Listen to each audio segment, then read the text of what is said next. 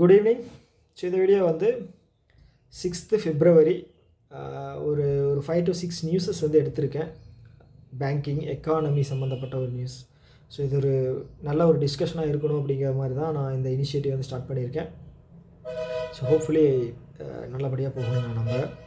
Okay, so இப்போ நம்ம discuss பண்ணுற இந்த நியூஸ் எல்லாமே வந்து ஃப்யூச்சரில் இந்தியாவில் MOU அக்ரிமெண்ட்ஸ் இன்வெஸ்ட்மெண்ட் இதை வந்து பேஸ் பண்ணி தான் இருக்கும். அதனால் வந்து இது ஒரு நல்ல ஒரு டிஸ்கஷனாக இருக்கணும்னு நான் இது பண்ணுறேன். அதே மாதிரி வந்து நான் 10 நிமிஷத்துக்குள்ளே தான் இந்த வீடியோ வந்து நான் இருக்கணும்னு பிளான் பண்ணியிருக்கேன். அதே ஸ்லோவாக தான் நான் பேசவும் செய்வேன். அதனால் வந்து நீங்கள் வந்து 1.5 இல்லைன்னா 2ல் வச்சு கூட கேளுங்க. ஏன்னா வந்து 10 நிமிஷம் அப்படிங்கிறது ரொம்ப லென்த்தாக இருக்குது ஃபீல் பண்ணிங்க அப்படின்னா. ஏன்னா இது ஒரு டிஸ்கஷன் மாதிரி தான் இருக்கும். என்ன வந்து நியூஸாக வந்து குளோபலாக போய்கிட்டு இருக்குது இந்தியா லெவலில் அப்படிங்கிற மாதிரி தான் நம்ம பார்க்க போகிறோம். ஓகே ஸோ ஃபஸ்ட் நியூஸ் வந்து பார்த்தீங்க அப்படின்னா, ஸோ இந்த 2 பிக்சரில் இருக்கிறது வந்து லெஃப்ட் சைடு வந்து அஸ்வினி வைஷ்ணவ், நம்மளுடைய electronic minister, electronic and information மினிஸ்ட்ரியோட மினிஸ்டர். ரைட் சைடில் இருக்கிறவர் வந்து பார்த்துட்டிங்க அப்படின்னா சாம் ஆல்ட்மேன், அவர் வந்து ஓப்பன் ஏஐ அதனுடைய CEO. ஸோ என்ன சொல்லியிருக்காரு அப்படின்னா, இந்தியா வந்து பாராட்டி தள்ளியிருக்காரு. ஸோ இது எது நான் சும்மா ஒருத்தர் எவனா பாராட்டுவானா? ஓகேங்களா. அது வந்து இந்த சாம் ஆல்ட்மேன் வந்து என்ன பண்ணியிருக்காரு அப்படின்னா, ஒரு வருஷத்துக்கு முன்னாடி இந்தியா வந்து ஒரு ஒரு ஏஐ டூல் அப்படிங்கிறது அவங்களால க்ரியேட் பண்ண முடியாது, ஏன்னா மினிமம் பட்ஜெட்டில் பண்ண முடியாது அப்படின்னு வந்து கிரிட்டிசைஸ் பண்ணியிருக்காரு. இப்போ போன ஜனவரி மாதத்தோட ஸ்டார்டிங்கில் வந்து டீப்சீக் ஏஐ டூல் வந்து சைனா லான்ச் பண்ணியிருந்தாங்க. அடித்து தூக்கிடுச்சு. எல்லா ஏஐ டூலும் வந்து அடித்து தூக்கி ப்ளே ஸ்டோர்லேயும் சரி ஆப்பிள் இதுலேயும் வந்து டாப் டவுன்லோடிங்கில் ஃபஸ்ட் ப்ளேஸ் வந்துருச்சு. ஸோ இவர் என்ன பண்ணிட்டார் அப்படின்னா, சாம் ஆல்ட்மேனு டக்குன்னு வந்து இந்தியா காலில் விழுந்துட்டார்.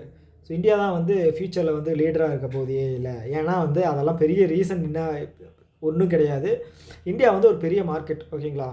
ஸோ அதிக மக்கள் தொகை இருக்கிற மார்க்கெட்டு, ஹியூமன் கேபிட்டல் இருக்கிற மார்க்கெட்டு, வேலைக்கு வந்து மலிவான இதில் வந்து ஆட்கள் கிடைக்கக்கூடிய ஒரு மார்க்கெட். ஸோ அதனால தான் வந்து இவங்க இது பண்ணியிருக்கான். ஒரு விஷயம் வந்து திடீர்னு பாராட்டுறாங்க அப்படின்னா வந்து நம்ம வந்து அது வந்து ஏதோ ஒரு பின் நோக்கம் இருக்குது, அது வந்து நம்ம புரிஞ்சுக்கணும். ஸோ இதுதான் அந்த நோக்கம், ஓகேங்களா. ஸோ அந்த டீப்சீக் அடித்த அடியில் தலைவன் வந்து கிரிட்டிசைஸ் பண்ணால் என்ன, கிரிட்டிசைஸ் பண்ணலைன்னா என்ன நான் போய் காலில் விழுந்திருக்கான். ஸோ அதுக்கப்புறம் வந்து சைபர் செக்யூரிட்டியினுடைய ஜாப் க்ரோத்தும் வந்து நல்லாயிருக்கும் அப்படிங்கிற மாதிரி வந்து சொல்லியிருக்காரு. ஓகே ஸோ நெக்ஸ்ட் நியூஸ் வந்து இது ஏன் இந்த நியூஸை நான் எடுத்துகிட்டு வந்திருக்கேன் அப்படின்னா, ஸோ இனி வந்து வரப்போகிற காலத்தில் வந்து நிறையா இந்தியாவில் வந்து ஏஐ ரிலேட்டடான MOU வந்து அக்ரிமெண்ட்ஸ் வந்து நம்ம பார்க்குறக்கான வாய்ப்புகள் வந்து இருக்கும் கண்டிப்பாக. ஏன்னா வந்து பட்ஜெட்லேயும் வந்து சொல்லியிருந்தாங்க ஏஐ ஃபோக்கஸ் பண்ணி நிறையா இருக்கும் அப்படின்ற மாதிரி. ஓகே ஸோ செகண்ட் நியூஸ் வந்து பார்த்துட்டிங்க அப்படின்னா, யூஎஸோட டேரிஃப், ஓகேங்களா. ஆல்ரெடி நம்ம டாலரைசேஷன் ஆயிடுச்சு. அப்படின்னு என்னென்னா, டாலருக்கு நிகரான இந்தியாவினுடைய மதிப்பு வந்து குறைஞ்சிருச்சு. கிட்டத்தட்ட $1 வந்து 87.5 அப்படிங்கிற மாதிரி போயிடுச்சு, ஓகேங்களா. ஸோ இது என்ன பிரச்சனையாகும் அப்படின்னா, கரண்ட் அக்கௌண்ட்டில் டெஃபிசிட் இருக்கிற கண்ட்ரிக்கு வந்து பெரிய பிரச்சனையாகும். கரண்ட் அக்கௌண்ட் அப்படின்றது என்னென்னா இம்போர்ட் எக்ஸ்போர்ட், ஓகேங்களா. ஒரு நாட்டினுடைய இம்போர்ட்டு எக்ஸ்போர்ட்டு தான் வந்து கரண்ட் அக்கௌண்ட் சொல்லுவோம். நம்ம வந்து டெஃபிசிட்டில் இருக்கோம். எவ்வளோனா 1.1% ஆர் 1.2% ஆஃப் ஜிடிபி, டோட்டல் ஜிடிபியில் வந்து இருக்கும். ஸோ இது வந்து இப்போது நம்ம வந்து இறக்குமதி அதிகமாக பண்ணும்போது, முன்னாடி கொடுத்துட்டு இருந்த பணத்துக்கு 85 ரூபா கொடுத்தோம் அப்படின்னா இப்போ 87 ரூபா கொடுக்குற மாதிரி இருக்கும். 2 ரூபா அதிகமாக கொடுக்குற மாதிரி இருக்குன்னு வைங்களேன். இப்போ 2 ரூபா அப்படிங்கிறது வந்து 1.1% ஆஃப் ஜிடிபியே நீங்கள் வந்து 2 ரூபா போட்டீங்க அப்படின்னா எவ்வளோ வரும்? பயங்கர ஹியூஜான ஒரு வேல்யூ. ஸோ அது வந்து ஒரு மிகப்பெரிய பிரச்சனை. இம்போர்ட் அதிகமாக பண்ணுற கண்ட்ரிக்கு மட்டும்தான். சப்போஸ் இப்போ சைனாவுக்கு வந்து இந்த மாதிரி பிரச்சனை வந்துச்சுன்னு வச்சுக்கோங்களேன், அவன் வந்து ஜாலியாக கேக் எடுத்து கொண்டாடுங்களேன் அப்படிங்கிற மாதிரி தான் வந்து குஷியாக இருப்பான். ஏன்னா அவனுக்கு பணம் அதிகமாக வரும். டாலரைசேஷன் ஆச்சு அப்படின்னா அவனுக்கு பணம் அதிகமாக வரும். ஏன்னா அவன் வந்து வெளியில் வந்து ஏற்றுமதி தான் அதிகம் பண்ணுறான். உலகத்தோட மொத்த ஏற்றுமதியில் 3ல் 1 பங்கு வந்து சைனாவே தான். ஓகே, அவனோட கரண்ட் அக்கௌண்ட்டில் வந்து சர்ப்ளஸில் இருக்குது. அதுவும் வந்து 1 ட்ரில்லியன் சர்ப்ளஸில் இருக்குது. கிட்டத்தட்ட 1 ட்ரில்லியன் அப்படிங்கிறது இந்தியாவோட ஜிடிபியில் வந்து 26-27%, ஓகேங்களா. ஓகே, இது வந்து கண்டிப்பாக. ஸோ இப்போ நாளைக்கு மானிட்டரி பாலிசி கமிட்டி மீட்டிங் வந்து நடக்குது. ஃபஸ்ட்டு டைம் புது கவர்னர், 26வது கவர்னர் சஞ்சய் மல்ஹோத்ரா அவர் வந்து தலைமையேற்று நடத்த போகிறோம் ஃபஸ்ட்டு மானிட்டரி கமிட்டி மீட்டிங். இதில் என்னென்ன கொண்டு வராரு அப்படிங்கிறத வந்து நம்ம பார்க்கணும். ஸோ இந்த பிரச்சனையெல்லாம் வந்து மைண்டை வச்சுக்கிட்டு, பட்ஜெட்டு எல்லாம் வச்சுக்கிட்டு கன்சியூமர் டிமாண்ட் இருக்குது, எல்லாத்தையுமே வந்து மைண்டில் வச்சுக்கிட்டு தான் அந்த மானிட்டரி மீட்டிங் அப்படிங்கிறது கண்டக்ட் பண்ணுவாங்க. ஸோ இந்த நியூஸும் வந்து ரொம்ப முக்கியமான நியூஸ். ஸோ அடுத்தது வந்து பேங்கிங் ரிலேட்டடான நியூஸு. ஸோ அதானி க்ரீன் அவங்க என்ன பண்ணுறாங்க அப்படின்னா, எங்களுக்கு ஒரு 2.5 பில்லியன் லோன் அப்படிங்கிறது வேணும்னு சொல்லி public sector and private sector ரெண்டு நிறுவனத்துக்கிட்டையுமே வந்து ஒரு கோரிக்கை அப்படிங்கிறத வச்சுருக்காரு அடுத்த ஒரு 8 மாதத்துக்கு. ஓகேங்களா? ஸோ எதனால் அப்படின்னா, நம்மளுடைய ரினியூவபிள் எனர்ஜி டார்கெட் வந்து 500 ஜிகாவாட்டு 2030. ஸோ அதானி குழுமம் என்ன சொல்லியிருக்காங்க அப்படின்னா, நாங்கள் ஒரே நிறுவனம் மட்டுமே வந்து நாங்கள் டார்கெட் பண்ணியிருக்கோம் 50 ஜிகாவாட் வந்து 2030க்குள்ளே, அதனால் எங்களுக்கு வந்து நிறையா ஃபண்டிங் வேணும் அப்படிங்கிற மாதிரி சொல்லியிருக்காங்க. ஓகே, இது ஒரு நல்ல விஷயம் தான். ஒரு சைடு நல்ல விஷயமா இருந்தாலும் இன்னொரு சைடு என்ன எனக்கு தோணுது அப்படின்னா, இப்போ இது ஒரு பெரிய பெரிய பிஸ்னஸ்லாம் வந்து ஒரே ஆளுகளுக்கு தர்ற மாதிரியே ஃபீல் ஆகுது. ஸோ அடுத்த நியூஸ் இன்னொன்று இருக்குது கீழே. என்ன அப்படின்னா, வெஸ்ட் பெங்காலில் வந்து 50,000 கோடி வந்து ரிலையன்ஸ் இண்டஸ்ட்ரி வந்து இன்வெஸ்ட் பண்ணுறாங்களாம். ஓகே, ஸோ இது வந்து என்ன சொல்கிறது, இப்போ மோனோபோலி மாதிரி இது ஒரு டியோபோலி, இவங்க தான். ஓகேங்களா? இப்போ ஏர்டெல் ஜியோ இருந்துச்சு இல்லையா, 2 பேருமே விலையை ஏற்றுனாங்க. பிஎஸ்என்எல் அந்த இடத்துல வந்து ப்ராப்பராக இருந்துருச்சு அப்படின்னா கஸ்டமர் எல்லாத்தையுமே வந்து, ஆனால் மக்கள் மனசில் வந்து ஒரு ஆதங்கம் இருந்துச்சு மாறிடலாம் அப்படின்னு. ஆனால் வந்து ரொம்ப எஃபெக்டிவாக இல்லை பிஎஸ்என்எல். அதனால் வந்து ஸோ அதுதான் இதில் வந்து இப்படி தான் நான் சொல்ல வர்றது என்ன அப்படின்னா, ஸோ இன்வெஸ்ட்மெண்ட்டும் ஆகட்டும், ஒரு பிஸ்னஸ் ஆகட்டும், ஒரே ஆள் பண்ணிகிட்டு இருக்கிறது வந்து ரொம்ப ஒரு பிரச்சனை தான். ஸோ பட் ஆனால் இந்தியாவோட க்ரோத்துக்கு வந்து இது வந்து அந்த ஜிடிபியில் வந்து ஒரு ஒரு ஒரு பூஸ்டப்பை வந்து கொடுக்கும்.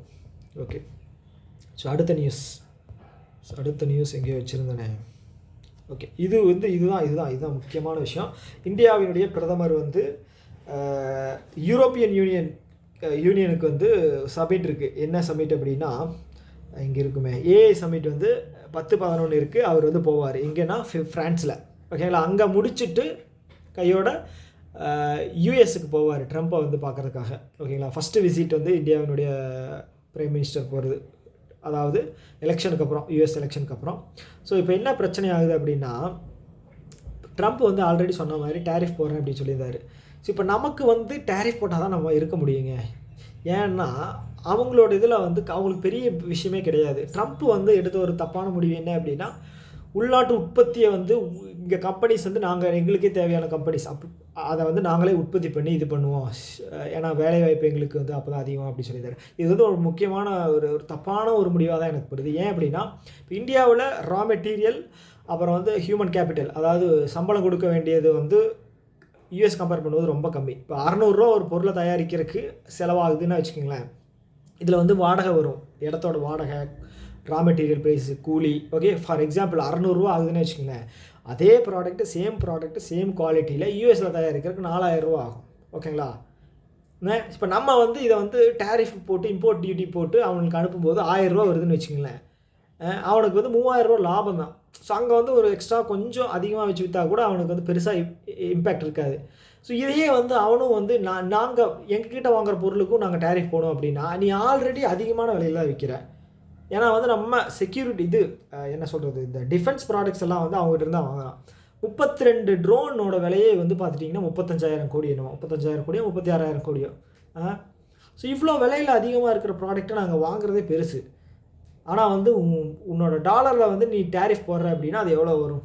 இதெல்லாம் தப்பு இல்லையா? ஸோ அதனால் வந்து ஃப்ரீ ட்ரேட் அக்ரிமெண்ட்டுக்காக வந்து பேசுகிற மாதிரி ஒரு ஏற்பாடு பண்ணியிருக்காங்க. சப்போஸ் ஒத்துக்கிட்டாங்க அப்படின்னா நமக்கு ஒரு பெனிஃபிட் இருக்குது. ஒத்துக்குவாங்களா அப்படிங்கிறது தெரில. ஏன்னா வந்து ஆல்ரெடி வந்து கனடா, மெக்சிகோ, சைனா 3க்கு வந்து டேரிஃப் போட்டார். சைனாவுக்கு வந்து 15%, மெக்சிகோவுக்கும் கனடாவுக்கும் வந்து 25% போட்டார். இதோட இம்பேக்டாக வந்து இந்தியா இம்போர்ட் பண்ணக்கூடிய அமெரிக்கா இதில் வந்து பட்ஜெட்டை சொல்லியிருந்தாங்க.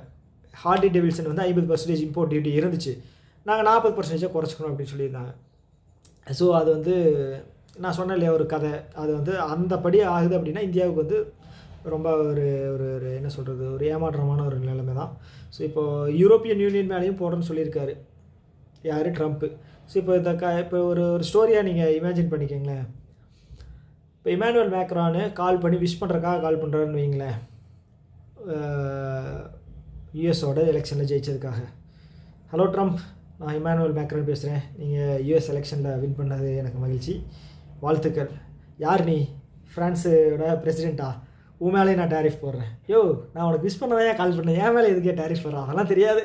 நான் குறைஞ்சது 5 கண்ட்ரி மேலேயாவது டேரிஃப் போடுவேன். அஞ்சாவது ஆளாக நீ தான் கால் பண்ணியிருக்கேன், உன் மேலே நான் டேரிஃப் போடுறேன் அப்படின்னு சொல்லி அப்படி தான் பண்ணுற மாதிரி இருக்குது.